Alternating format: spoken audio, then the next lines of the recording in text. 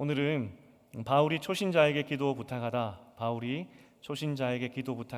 제목으로 말씀 나누겠습니다. 지난주에 한 집사님을 신방할 기회가 있었는데 신방 이제 마무리가 될 때쯤 해서 저에게 목사님 기도 제목이 뭐예요? 라고 물어보시더라고요. 그래서 보통 제가 물어야 되는데 먼저 물어보셔서 기도 제목을 말씀드렸습니다. 그리고 돌아오는 길에 뭐가 찜찜한 겁니다. 내가 기도 제목을 안 여쭤봤구나. 오히려 제가 기도를 해드리러 갔는데 제 기도 제목만 드리고 왔으니까 얼마나 마음이 불편했겠습니까? 오늘 본문이 초신자 데살로니가 성도들에게 기도 제목을 부탁을 합니다. 이제 막 예수 믿고 그렇게 믿은 지 한 1년 좀 넘었을 시기, 이때 이 성도들에게 기도 제목을 부탁하고 있죠. 바울의 서신서들을 쭉 살펴보면 중간중간에 기도를 부탁하기도 합니다. 하지만 편지 말미에, 그러니까 쉽게 말해서 작정하고 기도 부탁을 하는 경우는 잘 없습니다. 로마서, 에베소서, 골로새서 정도. 그런데 데살로니가 전서도 마지막에 작정하고 이거 기도해 주세요 라고 편지를 썼고요. 데살로니가 후서에서도 그렇게 기도를 부탁하고 있는 거죠. 정말 진심이라는 겁니다. 그냥 지나가는 말로 기도해 주세요라는 것이 아니라 정말 기도 제목을 주고 나를 위해서 기도해 주세요라고 부탁하고 있는 것이죠. 초신자인데 이게 맞나 싶습니다. 데살로니가 성도들이 기도를 잘했기 때문에 부탁했을까 싶기도 하고, 특별히 바울의 글 쓰는 이 스타일을 보면은 정말로 진심으로 부탁했구나는 것을 알 수 있습니다. 그 당시 이 수사학, 그러니까 말이나 글을 쓰는 그런 스타일들이 깁니다. 짧지 않습니다. 예를 들면 에베소서 1장 3절부터 14절은 한 문장입니다. 10절이 넘는 그 문장이 한 문장으로 쓰여 있죠. 200단어가 넘는 단어가 한 문장입니다. 그게 그 당시에 글 쓰는 스타일이었습니다. 그런데 3장 1절부터 5절, 우리가 5절을 읽었지 않습니까? 보통 이 5절이 한 문장에 쓰이는 것이 바울의 스타일인데 이 5절이 한 문장이 아니라 5절로 쪼개져 있습니다. 그러니까 읽는 사람 입장에서는 왜 이렇게 문장이 짧아? 이렇게 되는 거죠. 이거 뭐지? 하는 생각이 들 수도 있다는 거죠. 그 당시에 이 편지는 특별히 이 편지로 설교를 대신하는 경우가 많았거든요. 편지를 쭉 읽으면 그게 한 편의 설교입니다. 우리가 1, 2장을 봤지만 1, 2장은 훌륭한 설교였죠. 어떤 내용이었습니까? 하늘나라 바라보면서 새로운 문화 만들어라. 그게 바울의 설교였습니다. 그렇게 편지를 읽으면서 바울의 설교를 글로 들었는데 갑자기 3장에 와서는 5절로 단문으로 이렇게 쓰여지니까 깜짝 놀랐겠죠. 이게 의도적이겠죠? 아마도 이런 느낌이었을 것 같습니다. 우리가 설교 마지막에 제가 여러분 이렇게 되시기를 축복합니다 라고 짧은 문장으로 말씀드리지 않습니까? 그럼 여러분 어떻게 하십니까? 아멘 하시죠. 아마 초대교회 때 이 편지를 읽을 때 한 절 한 절 단문에 끊어진 문장을 읽을 때마다 아멘, 아멘, 아멘 이렇게 했을 것 같다고요. 그래서 오늘은 초대교회 성도된 심정으로 이 5문장을 나누어서 보려고 합니다. 그래서 한 절 한 절 끝날 때마다 그럼 어떻게 해야 되겠습니까? 아멘 해야 되겠죠. 한번 도전을 해보도록 하겠습니다. 첫 번째 문장입니다. 기도 부탁인데 이게 1절부터 2절 상반절까지입니다. 기도 부탁의 문장이 먼저 나왔습니다. 기도 부탁의 내용을 잘 살펴보면은 2가지 기도 부탁이었습니다. 첫 번째는 말씀이 전파되는 것에 대한 기도 제목이었습니다. 말씀이 퍼져나갈 수 있도록 기도해 달라는 것이죠. 이 데살로니가 교회는 단 3주 만에 교회가 생겼다 그랬죠. 바울이 그 데살로니가 지역에 3주간 머물면서 말씀을 전했는데 정말 말씀이 퍼져나가더니 거기에 교회가 생겼고, 그리고 한 6개월에서 1년 정도 지났더니 그 교회가 남한 면적과 비슷한 그리스 지역에 소문날 정도로 건강한 교회가 생겼습니다. 기적이죠. 말씀이 그렇게 폭발적으로 퍼져나갔다는 겁니다. 그리고 교회가 건강하게 세워졌다는 겁니다. 그러한 일들이 또 일어날 수 있도록 기도해 달라는 겁니다. 이 좀 더 원어로 보면은 퍼져나간다는 이 단어가 달려간다라고 쓰여 있습니다. 달려간다. 말씀이 달려가도록 기도 부탁을 하는 겁니다. 말씀이 발이 달렸나요? 달려가게 해달라고. 이 데살로니가 교회는 그리스 지역에 있었던 교회이기 때문에 이 말씀이 달린다, 달려간다 이 말을 들었을 때 아마 올림픽 경기에 달리기를 생각했을 겁니다.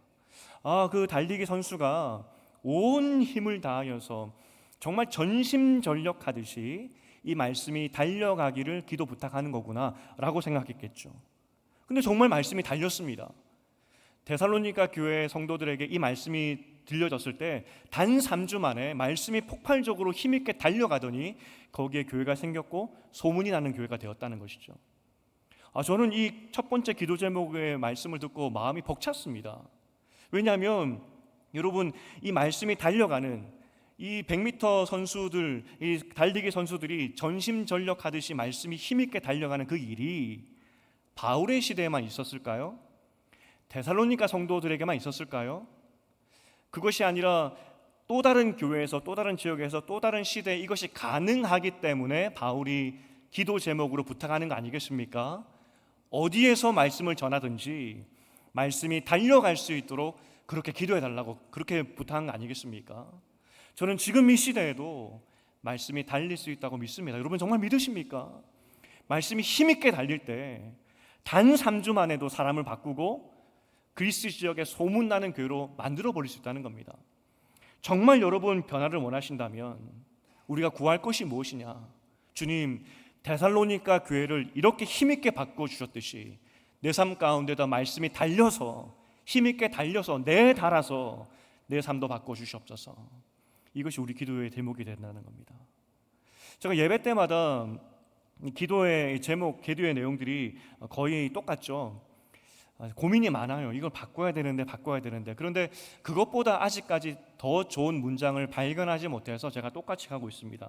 그 중에서 설교 전에 하는 기도문이 있죠. 저의 간절한 기도입니다. 하나님, 우리가 말씀을 듣고 함께 읽는 동안에 빛 대신 주님을 만나게 하시고 어지러웠던 우리 삶이 정돈되고 하나님의 말씀이 길이요 빛이라고 말씀하셨는데 보이지 않았던 인생의 길이 말씀을 통하여서 보게 하여 주시옵소서. 이게 제 기도 제목이고, 근데 실제 말씀이 그렇다는 거 아니겠습니까? 하나님께서 사람이 떡으로만 사는 것이 아니라 말씀으로 산다고 했는데 그 의미가 뭐겠습니까? 단 3주만 해도 사람을 바꿀 수 있는 것이 하나님 말씀입니다. 근데 그때 어떤 말씀이냐? 말씀의 모습이냐? 말씀이 달려가는 모습. 그래서 우리가 이 예배에 오는 동안에 기대해야 될 것이 무엇이냐? 주님, 나에게도 말씀이 달려가는 은혜를 보여주시옵소서. 그리고 한 가지 더 광고를 하면 작은 부흥회가 있습니다. 말씀이 3일 동안 달리는 그런 시간입니다. 그러니 그때 함께 와서 말씀을 드려야 되겠죠. 말씀이 달리는 은혜가 여러분의 삶 가운데도 넘쳐나기를 주님의 이름으로 축복드립니다. 이렇게 하나씩 하니까 1부 예배 때 시간이 금방 가더라고요. 이제 하나 끝났습니다. 근데 기도 내용은 다 끝난 게 아니고요. 첫 번째 문장에 두 번째 기도의 제목이 있었는데 악한 것들에 대해서부터 지켜보호해 달라는 그런 내용이었습니다. 2장에서 우리가 살펴보았지만 바울이 명확하게 이야기하기를 악한 세력이 있다 말씀했죠. 사탄이 있고 그 사탄이 정말 미스테리하게 교묘하게 우리를 공격하더라 이야기하고 있습니다. 그럼에도 불구하고 우리가 망하지 않는 이유가 있는데 막아서는 자, 그 미스테리한 사탄의 공격들을 막아서는 하나님의 손이 있기 때문에 우리는 망하지 않는다라고 이야기를 했죠. 오늘 바울이 기도를 부탁합니다. 나도 이 나그네 된 인생을 살아가는 동안에 미스테리한 사탄의 공격이 있을 것인데 하나님의 손이 그 미스테리한 사탄의 공격들을 막아설 수 있도록 나에게 기도해달라고. 그게 바울의 기도 요청이었습니다. 이 기도 요청은 우리가 성도와 성도 사이에 해야 되는 기도의 요청의 내용입니다. 우리가 때로는 살아가는 동안에 하나님께서 주시는 연단의 과정도 있긴 하지만 이해하지 못하는 여러 가지 미스테리한 고통과 어려움들이 있다는 것입니다. 그때 우리가 해야 될 일이 무엇일까요? 함께 기도하는 것이겠죠. 하나님의 손이 그 미스테리한 사탄의 공격으로부터 지켜 보호해 달라고 우리는 기도를 부탁해야 됩니다. 다시 한번 말씀드립니다. 바울이 누구에게 기도 부탁하고 있냐면 이제 예수 믿기 시작한 초신자들에게 기도를 부탁합니다. 이것은 성도 안에 있어야 하는 당연한 기도의 부탁이라는 것입니다. 이번 여름 방학 기간 동안에 제가 지난주에 만났던 집사님인 것 같은데 집사님께서 이렇게 말씀하셨어요. 목사님, 이번 방학 기간 동안에 함께 기도하는 이 기도의 힘을 경험했습니다. 그렇게 간증하시더라고요. 함께 기도하는 동안에 이 인생의 어려움들과 문제들이 극복되는 것을 경험했습니다. 이것이 우리 성도들이 해야 되는 영적인 교제이고 기도의 내용이라는 겁니다. 간절히 축복하기는 오늘 바울이 부탁하듯이, 그리고 바울이 이 기도의 내용을 통하여서 그가 사역을 잘 감당할 수 있었듯이 서로를 위해서 어려움들을 기억하며 기도하는 여러분 되시기를 주님의 이름으로 축복드립니다. 이것이 기도 부탁이었습니다. 첫 번째 문장이었고요. 그래서 사람들이 아마 아멘 했겠죠. 그런데 기도 부탁을 하고 나서 또 다른 짧은 문장 4개가 나오는데 이 4문장은 기도를 부탁했던 그 데살로니가 성도들을 향한 축복의 메시지, 마지막 결론과 같은 어떤 메시지라고 볼 수 있겠습니다. 두 번째 문장이 있는데 믿음은 모든 사람의 것이 아니다, 이렇게 이야기합니다. 이게 좀 무슨 말이냐면은 믿음은 내가 가지고 싶어서 가지는 것이 아니라 하나님이 주시는 것이다, 이렇게 번역할 수 있습니다. 어떤 학자들은 이 뒤에 느낌표를 붙여야 된다라고 이야기를 하죠. 믿음은 하나님이 주시는 것이다, 이렇게. 아마 이걸 읽었을 때 성도들로 아멘 했을 겁니다. 그럼 왜 이 문장이 갑자기 나왔을까? 기도 부탁하고 나서 갑자기 바울이 단문장으로 믿음은 그런데 하나님이 주시는 거야, 이렇게 단호하게 왜 말하고 있을까? 아마도 기도를 부탁하는 데살로니가 성도들에게 우리의 시작은, 우리가 한 가족 되어서 기도를 부탁할 수 있는 이 이유, 근거는 믿음을 주신 그 하나님 때문인데 우리가 스스로 가족이 된 것이 아니라 믿음을 주신 하나님 안에서 한 가족 된 것이다라는 것을 강조하는 것이 아닐까라는 생각이 들었다는 겁니다. 지난 한 주간 동안에 그 유튜브에서 그 짤막한 그 영상을 추천해서 띄워주지 않습니까? 그 추천된 영상 중에 하나가 무엇이냐면 예수님의 마지막 십자가의 죽으심의 그 사건의 영화의 한 대목이었습니다. 예수께서 고난 당하시고 십자가에 못 박혀 죽으시고 그리고 십자가에서 내려지는 과정의 그 짤막한 영상이었습니다. 그리고 그 주변의 사람들의 모습들, 얼굴들도 보여주었었습니다. 제가 직업이 목사니까 그걸 보면서 뭘 봤을까요?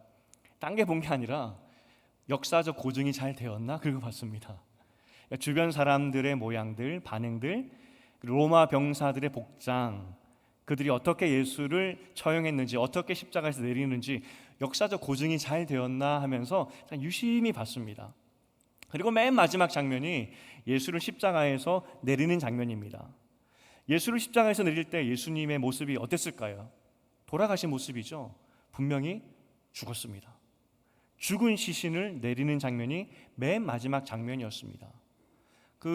십자가에서 그 과정에 찢기고 상처난 그 모습 그대로 십자가에서 내려지는 그 장면이었습니다. 그 장면을 볼 때 제가 마음 가운데 어떤 생각이 들었냐면, 그렇지, 예수님은 동양인이 아니었지, 유대인이었지. 예수님은 한국 사람이 아니라 저 이방 사람이었지. 문화도 달랐지. 그리고 역사적 시간적 배경으로도 2000년 전 사람이었지. 그런데 왜 나는 예수가 믿어지지? 그거였습니다. 나는 왜 예수가 믿어지지? 나는 저 예수가 왜 십자가에서 죽고 부활했다는 것이 왜 믿어질까 하는 질문이 문득 들었습니다. 데살로니가 성도들은 그리스 사람입니다. 그리고 바울과 예수님은 유대인입니다. 우리 눈에는 그저 다 서양 사람으로 보이지만 완전히 다른 사람입니다. 서양 사람들이 동양인을 구별 잘 못하죠. 중국인, 일본인, 한국 사람 잘 구별을 못합니다. 실제 제가 2015년에 돌아왔는데 그때까지 받았던 질문 중에 하나가 뭐냐면 서양 사람들이 저에게 보면서 너 중국 사람이냐라고 물어요. 아니다. 그러면은 그 다음 나오는 말이 그러면 일본 사람이냐라고 묻습니다. 아니다. 못 맞추니까 제가 먼저 이야기합니다. 나 한국 사람이라고. 그러면 여지없이 나오는 그 다음 질문이 뭔지 아십니까? 농담으로 하는 사람이 있지만 정말 몰라서 묻는 사람도 있습니다. 너 그러면 남쪽에서 왔어? 북쪽에서 왔어? 그걸 묻습니다. 그러니까 구별을 못하는 것이죠. 역사도 모르니까 심지어 남쪽과 북쪽이 어떤 상황인지도 모르는 사람이 있더라는 겁니다. 데살로니가 사람들은 그리스 사람입니다. 그러하기 때문에 좀 더 서양, 우리가 생각하는 서양 사람과 비슷하죠. 얼굴도 하얗고 눈 색깔도 연하고 키도 크고 체형도 훨씬 다부진 그런 모습이겠죠. 잘 잡힌 그런 모양이라는 겁니다. 하지만 반면에 유대인은 키도 작고 코도 매부리 코가 좀 많았다고 해요. 지금의 중동 사람과 비슷하기 때문에 좀 더 까무잡잡하고 머리도 곱슬머리가 좀 더 많았다 이야기를 합니다. 데살로니가 성도 그리스 사람들이 볼 때 유대인은 완전히 알아봅니다. 아, 유대인 사람. 하지만 참 놀랍게도 데살로니가 성도도 그리스 사람이었지만 그들은 로마 문화의 혜택을 받는 대도시 중에 대도시에 사는 그런 그리스 사람들이었지만 저 변방에 저 유대인 땅에 그리고 그 죽고 부활했다는 그 이야기를 들었을 때 믿어지는 겁니다. 그 믿음을 누가 주셨느냐? 사람이 아니라 하나님이 주셨다. 감동이라는 겁니다. 그래서 그 뒤에 느낌표가 나올 수밖에 없다는 것이죠. 우리가 함께 주 안에서 기도 제목을 나눌 수 있는 것은 민족도 다르고 혈통도 다르고 언어도 다르고 문화도 다르지만 하지만 그럼에도 불구하고 한 형제 자매 되어서 기도 제목을 나눌 수 있는 이유는 그 믿음을 사람이 아니라 하나님이 시작했기 때문이다. 그렇게 이야기하는 거죠. 제가 사도신경을 앞에서 예배 때 초기에 이렇게 암송하지 않습니까? 그때 제 감정을 한번 나눴던 적이 있습니다. 정말 때로는 사도신경을 암송할 때 감정이 북받쳐 오릅니다. 왜냐하면 일주일 동안 우리는 정말 일면식 없이 그냥 살아갈 그런 사람들인데 예수 안에서 예수 믿는 가족이 되어서 함께 모여서 신앙을 고백하는데 그 모습이 장관입니다. 이거는 목사가 한 일도 아니고 여러분 스스로 한 일도 아니고 하나님이 여러분에게 믿음 주셔서 그래서 주일날 여기 모이시게 만드시고 한 목소리로 신앙을 고백하게 하셨으니 얼마나 감동인지. 저만 보고 있는 게 아까워서 기회가 되면 정말 한 분 한 분씩 올라오셔서 한번 보시라고 하고 싶은 마음이라니까요. 얼마나 감동인지. 우리가 이렇게 기도 제목을 나누게 된 이유, 주 안에서 함께 모이게 된 이유는 믿음을 시작하게 하신 그 하나님 때문이라는 것이죠. 오늘 그 감동이 있으십니까? 묻진 않겠습니다. 세 번째 문장으로 가보겠습니다.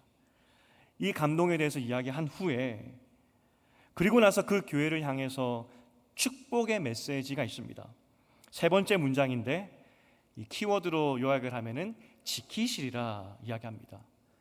믿으신 주님께서 지키신다는 것인데 믿부다는 말은 믿을만하다는 겁니다. 신뢰할 수 있다는 것이죠. 신뢰할 수 있는 그 주님께서 우리를 굳건하게 하시고 악한 것들로부터 지켜주실 것이다 라고 축복하고 있습니다. 주님께서 지켜주신다가 키워드가 되겠죠. 주님께서 지켜주신다.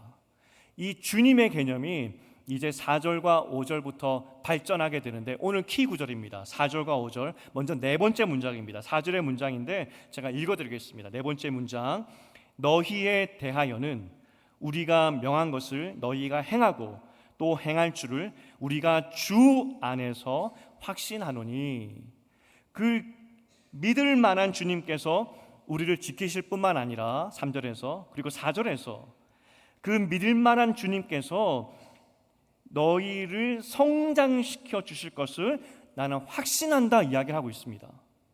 바울이 데살로니가 성도들에게 초보 예수쟁이들에게 너희는 땅이 아니라 하늘을 바라보며 살아가라 새로운 전통을 전해 주었었습니다. 그리고 바울이 지금 이야기하는 것이 무엇이냐면 너희는 내가 확신하건대 주님께서 반드시 그렇게 살도록 만드실 것이다 이렇게 선언하고 있는 것이죠. 주님께서 그렇게 만드실 것이라고 두고 보라고. 너희 지금 예수 믿은 지 1년밖에 안 됐는데 시간이 지나고 나서 어떻게 변할 거냐면 정말 예수 잘 믿는 사람들로 될 것인데 예수께서, 주님께서 그렇게 만들어 가실 것이다. 두고 보라고. 마지막 5번째 문장 중에 앞절입니다. 주께서 너희 마음을 인도하여. 그렇게 될 수 있는 이유가 무엇이냐면 주님께서 너희 마음을 인도하실 것이다 이야기하는 것이죠. 한 절 한 절 잘라서 지금 설명하는 것이 인도하실 것이다 확증하고 나서 5절에 그 이유는 주님께서 너희 마음을 인도하실 것이다는 것이죠. 정말 그러면 데살로니가 교회들은, 이 성도들은 믿음이 흔들리지 않고 믿음을 잘 지켰을까요? 앞으로 한 200년 동안 교회는 큰 핍박 가운데 들어가게 됩니다. 데살로니가 성도들은, 이 초보 신자들은 예수 잘 믿었을까요? 끝까지? 신약 성경에는 데살로니가 교회 이야기가 나오지 않죠. 그런데 교회 역사가들의 기록들, 이야기들을 보면 정말 데살로니가 교회 성도들은 믿음을 잘 지키게 됩니다. 데살로니가 교회 위치 자체가 그리스의 중앙에 위치했고 큰 길가에 위치했던 그런 도시였습니다. 전통적으로 교역의 중심이었고 사람들이 많이 오가는 도시였습니다. 여기에 교회가 세워졌는데 이 데살로니가 교회가 어떤 역할을 했느냐, 이후에 핍박 가운데 있었을 때 하나님 말씀들이 다른 교회에 잘 전달될 수 있는 길목 역할을 하게 됩니다. 그리고 다른 교회 소식들을 전해주는 소식의 창구 역할을 잘 감당하게 되는 것이죠.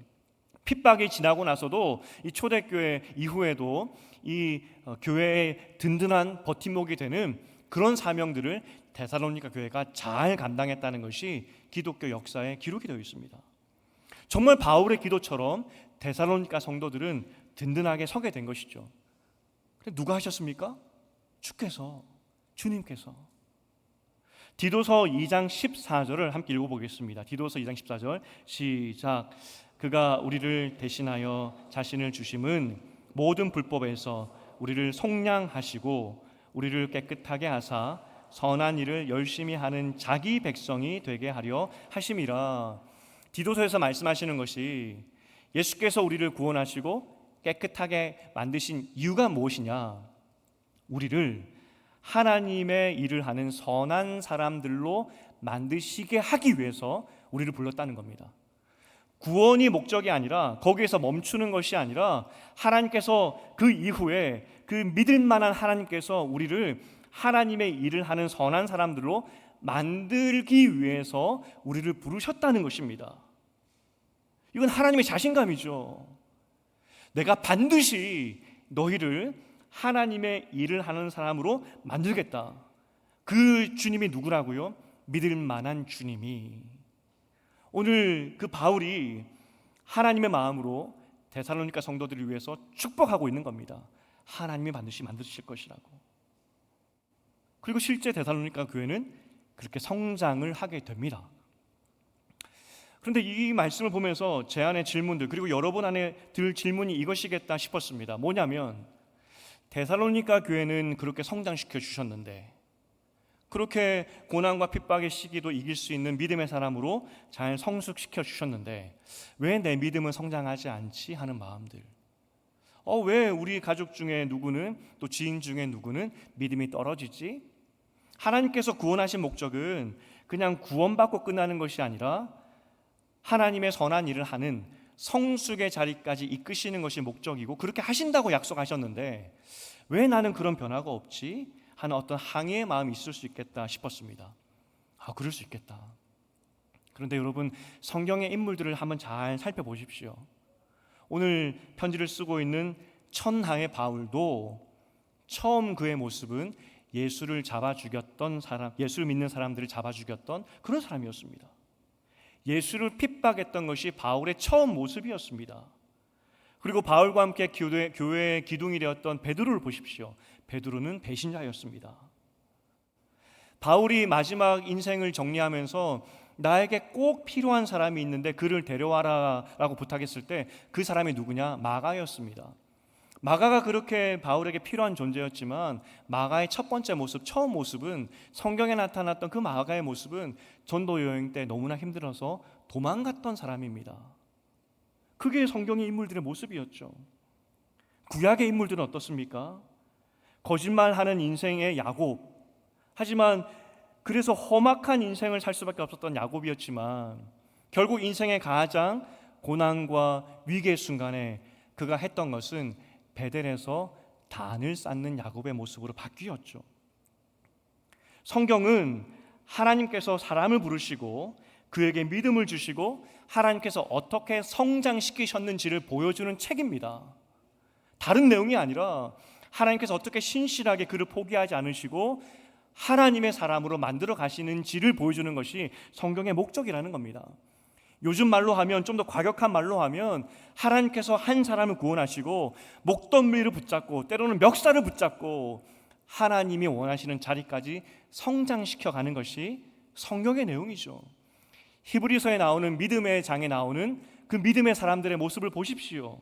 어떻게 감히 겁장이 기드온이 믿음의 사람이 될 수가 있겠습니까?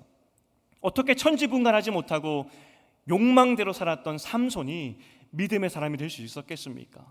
하나님께서 믿음 주시고 그들을 성장시키셨다는 것이 히브리서 믿음장의 결론 아니겠습니까? 이건 하나님의 자신감입니다. 1년짜리밖에 되지 않았던 데살로니가 초보 신자들에게 하나님께서 선언하시는 것입니다. 두고 보라고, 내가 성장시키겠다고. 그러니 이 말씀을 듣는 우리가 어떤 마음으로 이 말씀을 받아들여야 되느냐? 혹시 지금 내 신앙의 진보가 별로 없고 내 신앙이 정체되어 있는 것 같고 오히려 후퇴되어 있는 것 같다는 생각이 들 수도 있습니다. 때로는 그렇게 잘 믿었던 내 가족들, 내 친척들, 내 지인들이 믿음이 떨어져서 방황할 수도 있습니다. 하지만 그 상황을 바라보시면서 누구보다도 가슴 아파하시는 분이 하나님이십니다. 하나님은 자신감 있기 때문에 내가 그를 구원했고 반드시 그 선한 일을 하는 사람으로 내가 만들겠다고 하고 선언하셨는데 하나님께서 반드시 그를 멱살 잡고라도 하나님이 원하시는 그 자리까지 이끌고 가신다는 것입니다. 그러니 오늘 5절의 전반부를 보면서 우리가 깨달아야 될 것이 무엇이냐면 포기하면 안 되는 거구나. 하나님께서 포기하지 않으시기 때문에 포기하면 안 되는 거구나. 나를 포기해서도 안 되고요, 믿음을 가졌던 사람들이 믿음에 떠졌던 그 모습을 바라보면서 포기하면 안 된다는 겁니다. 왜냐하면 하나님이 포기하지 않았기 때문에. 이번 주에 한 집사님이 기도 제목을 나누셨고 사역자들이 저에게 보내주셨습니다. 어떤 기도의 내용이었냐면 아버지께서 건강을 잃으셨는데 이 아버지가 확실한 믿음의 안에 거했으면 좋겠는데 그 기도의 내용이 부탁이었습니다. 이전에 교회를 좀 다니셨던 것 같고 믿음이 있으셨던 것 같은데 다시 믿음을 회복하게 하기 위해서 그런 기도 제목을 나누었던, 그것을 받아보았던 이번 주였습니다. 우리가 하나님 마음으로 그 어떤 사람이 되었든지 심지어 나의 신앙 상태가 넘어져 있다 할지라도 포기하면 안 됩니다. 오늘 1년짜리 초보 신자들도 성숙의 자리로 이끄셨듯이 우리도 그렇게 만드신다는 겁니다. 간절히 축복하기는 하나님의 이끄심을 통하여서 성숙의 자리에 이끄신 여러분 되기를 주님의 이름으로 축복드립니다. 마지막 문장의 마지막 그 구절이 뭐냐면 하나님의 사랑과 그리스도 인내라고 되어 있습니다. 사실 이게 굉장히 신비한 문장입니다. 하나님의 사랑 안에 들어가라, 그건 좋죠. 하나님의 사랑 안에 우리는 다 들어가야 됩니다. 그리고 거기 머물러야 되겠죠. 그런데 하나님의 사랑 안에 들어갈 뿐만 아니라 그리스도의 인내에도 들어가야 된다라고 이야기합니다. 두 가지 같이 들어가야 된다는 것이죠. 그리스도의 인내가 그럼 뭘까? 사랑은 우리가 감으로 대충 알겠는데 그리스도의 인내가 뭘까? 첫 번째는 예수님의 오심을 인내하면서 기다리라, 그런 의미가 될 수도 있겠고, 또한 두 번째는 예수님의 오시는 날까지 우리가 이 땅 가운데 살아가는데 나그네 인생 아니겠습니까? 여러 가지 고난이 있다는 겁니다. 그때 인내하라, 그 의미가 될 수 있겠습니다. 아마 두 가지 다 포함할 겁니다. 예수님의 오심, 재림을 기대하면서 살아가는 동안에 겪는 여러 가지 고난, 그 고난에 들어가라는 겁니다. 이게 왜 미스테리하고 신비한 문장이냐면 하나님의 사랑이 있다면 우리 생각에는 하나님의 사랑 때문에 고난은 없을 것이다 생각을 합니다. 하나님의 사랑과 그 인내, 고난은 같이 있을 수 없다라고 생각을 하고 있죠. 그래서 우리는 사랑을 기도할 때 하나님 주의 사랑을 보여주시옵소서라고 기도한다면 내 인생에 고난은 없어질 것이다 라고 생각을 합니다. 하지만 여러분께서 만약에 하나님 내 삶 가운데 주의 사랑을 보여주시옵소서라고 기도한다면 하나님이 어떻게 그 기도에 응답하실까? 반드시 고난을 주신다는 겁니다. 왜냐하면 고난의 때에 하나님의 사랑을 볼 수 있기 때문에. 하나님의 사랑을 확실히 볼 수 있는 그 장소가 어디이냐? 광야이기 때문에 하나님은 인내의 과정을 주신다는 겁니다. 하나님께서 말씀하시는 이 고난은 통로입니다. 하나님의 사랑 안으로 들어가는 통로. 오늘 초보된 이 데살로니가 성도들에게 그리스도의 고난 안에 들어가는 것을 두려워하지 말라. 왜냐하면 그 고난을 통하여서 하나님의 사랑 안에 들어갈 수 있기 때문에 두려워하지 말라라고 이야기하고 있는 것이죠. 마치 어두울 때 빛이 가장 빛나듯이 고난의 때에 하나님의 사랑을 가장 확실히 볼 수 있다는 겁니다. 오늘 초보된 이 데살로니가 성도들에게 기도 부탁하면서 바울은 짧은 단문으로 여러 가지 축복의 메시지를 주고 있습니다. 지금 5가지를 다 봤는데 뭐가 기억나십니까? 하나도 기억 안 나면 안 되는데. 제가 말씀을 맺으면서 여러분에게 2가지만 꼭 기억하라고 부탁드리고 싶습니다. 첫 번째는 이 5가지 문장 중에 첫 번째는 말씀입니다. 우리를 변화시키는 원동력은 말씀입니다. 근데 말씀의 모습이 어떻다고요? 마치 운동선수가 내달리듯이 다름박질하는 것이 말씀의 모습입니다. 주님, 내 삶 가운데에도 이 말씀, 이렇게 역사하시는 말씀으로 함께하여 주시옵소서. 우리가 예배드리고 개인적으로 묵상하고 또 월화 새벽 말씀을 묵상하기도 할 것이고 또 돌담 예배를 드리게 될 것인데 하나님 말씀 앞에 설 때마다 이 말씀이 내 달리는 은혜로 함께 하셔서 겨우 1년짜리 되었던 이 데살로니가 성도들을 바꾸시고 성숙의 자리로 인도하셨듯이 나도 그렇게 만들어 주시옵소서. 이게 우리 기도의 제목이 되어야 된다는 겁니다. 이게 제가 여러분에게 추천드리는 기억해야 되는 문장 하나. 2번째 문장은 4절에서 하늘을 바라보며 사는 인생으로 하나님께서 만드신다는 하나님의 자신감입니다. 여러분은 어떤 마음으로 오늘 예배에 왔는지 잘 모르겠습니다. 일주일 동안 잘 사신 분도 계실 수도 있고 내가 신앙생활 하면서 이렇게 살아도 되나 하는 마음으로 오신 분도 있을 수도 있습니다. 하지만 오늘 4절에서 바울이 데살로니가 성도들을 향하여서 하나님의 그 자신감을 선언했듯이 오늘 이 말씀이 여러분에게 들렸으면 좋겠습니다. 하나님께서 여러분을 성숙의 자리로 이끄실 겁니다. 그러니 포기하지 마시고 혹시 나뿐만 아니라 우리 가정과 가족 안에서 지인 안에서 이 믿음의 자리에서 떠난 사람들이 있다면 구원이 끝이 아닙니다. 하나님께서 그 사람들을 돌이켜서 반드시 하나님의 원하는 모습으로 성숙의 모습으로 이끄실 것이니 기도하시고 포기하지 말라는 겁니다. 우리가 오늘 데살로니가 성도들에게 주었던 바울의 이 짧은 기도의 메시지를 보았습니다. 축복하기는 우리 삶 가운데도 말씀이 내 달리는 은혜가 있고 또 비록 지금은 내 신앙이 절름발이 신앙 같고 반쪽짜리 신앙 같지만 하나님께서 나를 변화시키시고 우리를 변화시키시고 성숙시키신다는 그 확신 가지고 신앙의 경주를 잘 달려가시는 여러분 되시기를 주님의 이름으로 축복드립니다.